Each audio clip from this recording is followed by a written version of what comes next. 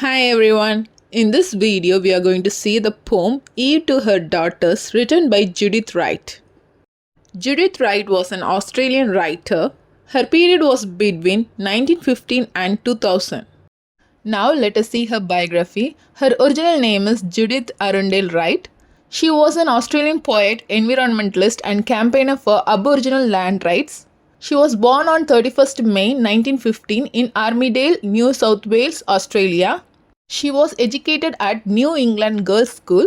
She studied philosophy, English, psychology and history at the University of Sydney. She worked at the University of Queensland as a research officer. In 1946, she published her first book of poetry titled The Moving Image. In 1962, she married Jack McKenney, a novelist.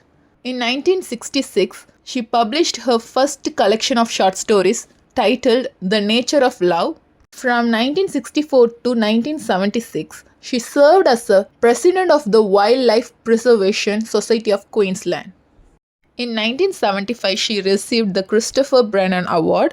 In 1991, Queen's Gold Medal for Poetry, and in 1994, Human Rights and Equal Opportunity Commission Poetry Award for collected poems. She died on 25th June 2000 in Canberra, Australian Capital Territory, Australia, at the age of 85. Her notable poetry collections are Woman to Man, Australian Bird Poems, Selected Poems, 5 Census Selected Poems, The Flame Tree, and Collected Poems. To Her Daughters is an important poem written by her. It was first published in The Other Half, Poems by Judith Wright. It is a dramatic monologue. Speaker of this poem is Eve. Eve talks to her daughters of her and Adam's fall from Eden. Eve addresses her daughters, reflecting on the events in the Garden of Eden and their aftermath. She continues to talk about Adam's quest to become godlike, outlining his arrogance, and Eve stays submissive and loyal despite his flaws. This poem explores the themes of obedience, power, responsibility, the consequences of actions, and the nature of power dynamics between men and women. Now let us see the lines of the poem Eve to Her Daughters.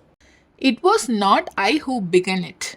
Turned out into draughty caves, hungry so often, having to work for our bread, hearing the children whining, I was nevertheless not unhappy. Where Adam went, I was fairly contented to go. I adapted myself to the punishment. It was my life. But Adam, he kept on brooding over the insult, over the trick they had played on us, over the scolding.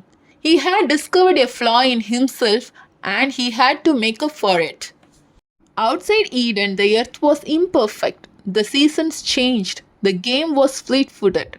He had to work for our living and he didn't like it. He even complained of my cooking. It was hard to compete with heaven. So he set to work. The earth must be made a new Eden, with central heating, domesticated animals, mechanical harvesters, combustion engines, escalators, refrigerators, and modern means of communication, and multiplied opportunities for safe investment, and higher education for Abel and Cain, and the rest of the family. You can see how his pride had been hurt. In the process, he had to unravel everything, because he believed that mechanism was the whole secret. He was always mechanical minded.